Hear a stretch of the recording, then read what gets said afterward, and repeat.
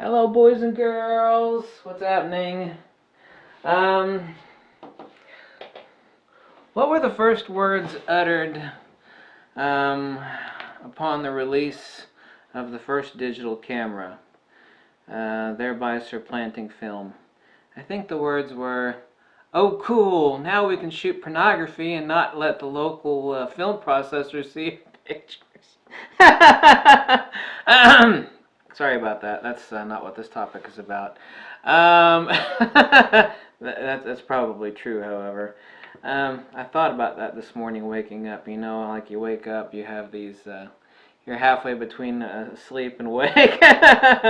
Anyway, this system is perfect. By the way, I'm going to get hardcore into strobist photography. Tips, tricks, how to do crap.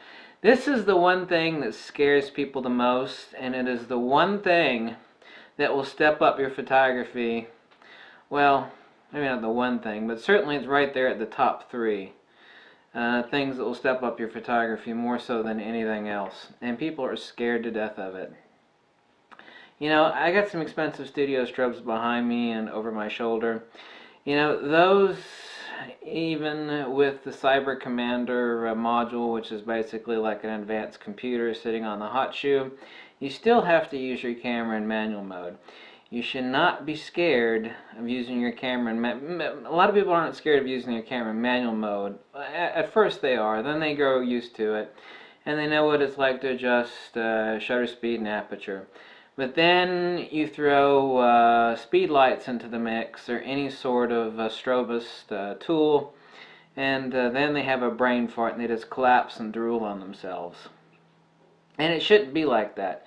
You know, just start failing. You'll see immediately that there's really nothing to fear. Anyway, I've got a couple pocket wizards.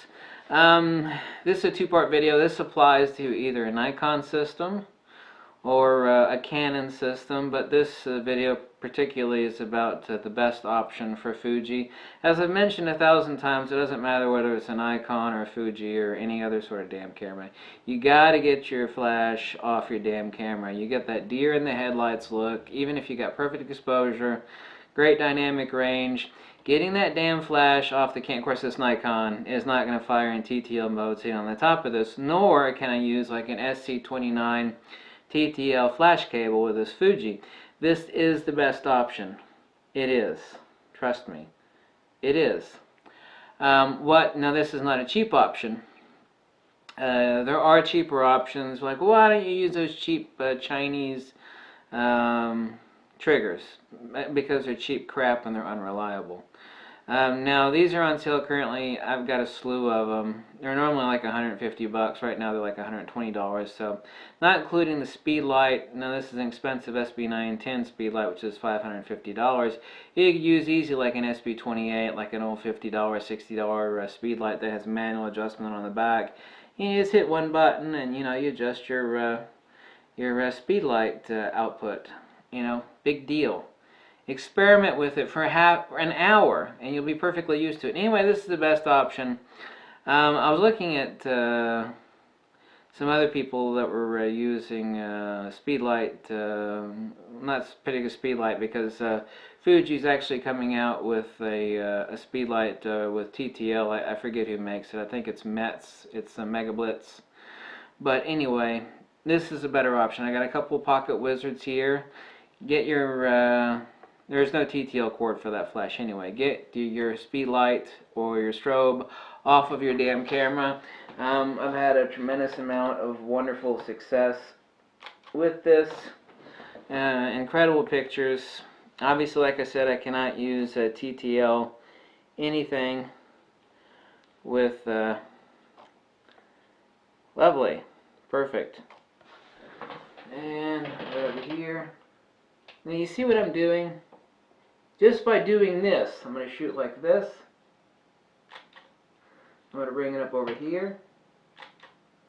Okay, I'm going to bring it up underneath like this. You want to see the pictures? Why don't you experiment yourself and see what it is I'm doing? Simply changing the angle of interception on the light and the angle of incidence as far as what's reflected back through the lens, I mean, I drastically change what sort of results I get. Anyway, this is a perfect option. I found out after I've been using this system, like I said, I'm going to start getting heavily into teaching you how to use speed lights, and you really got to become a strobist, because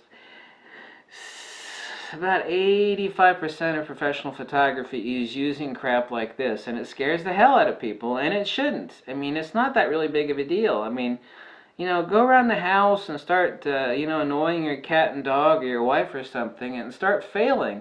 You're not going to fail very long before you figure out what the hell it is you need to do, and I can help you out with that. And you know, you got your camera manual right now. Of course, the sync speed on the Fuji XT1 is 1/8th of a second shutter speed. Yeah, I can bring it down to 1/25th or 60 or 30th, but I keep it up at 180. I can adjust my output here on the back of my speed light. Very simple. One button. Right now I'm at 1/16th at ISO 200. Right now I'm currently at ISO 400 on the camera. But I mean, it really is this impossible brain block that scares so many people, and I encounter it all the time. It's like this invisible barrier. It's like, well, I'll stick my camera in manual mode, but like manual mode and manual speed light flash, that's just too much. You know, I have a mental meltdown. And you shouldn't be like that. Now, I know this is a bit of an expensive setup. Obviously, you don't need to be using a $550 speed light. You could use like an $80 SB28, SB26. I mean, they all have manual adjustments on the back for cranking the flash output. Okay, I mean, all you need is a dumb flash for that.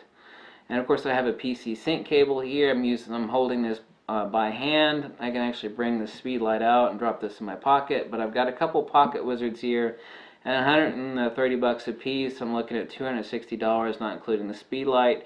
But for the Fuji XT1, there's a lot of questions out there by Fuji owners that either have an XT10 or an XT1. What sort of superior, simplex, and I'm a firm believer that simplicity is divinity. Now just because this is simple doesn't mean it's cheap. I mean, you're obviously talking about $260 of triggers.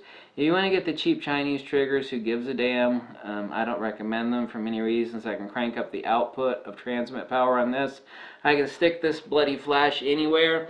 Say I'm outside, okay? I stick this inside of a church. I have it pointing up a stained glass window. I'm outside shooting a model. I stick another one in the grass in front of her, outside of the frame that I'm shooting at. Okay, so I have this speed light here. They're all connected. That's one of the great things about the Pocket Wizards: reliability and increased power output, and you can actually daisy chain them all together. You know, great. Incredible shots turn out like that, and people go, how on earth did you actually do that? Well, it's not that complicated. I'm planning these around the composition like Easter eggs. This one shining through a stained glass window, for example. I got another one buried in the grass, pointed up at the model's face, or I'm actually dangling it from a tree, or I've got it on a light stand, or I can stick it on a miniature tripod behind me that are like $10. And they have a little cold shoe connector right here, and I'll just point it up at the model's face. Whatever is compositionally necessary.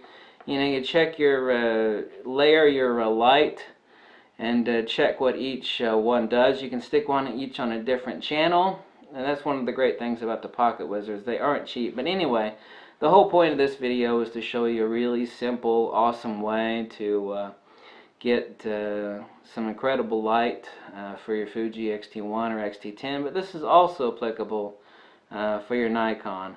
However, the Nikon, you could easily use a $40, new it's $75, you can find them used for $40, SC29 flash cable for you know, hooking your SB800 or SB26 or 900 or 910 speed light to your Nikon.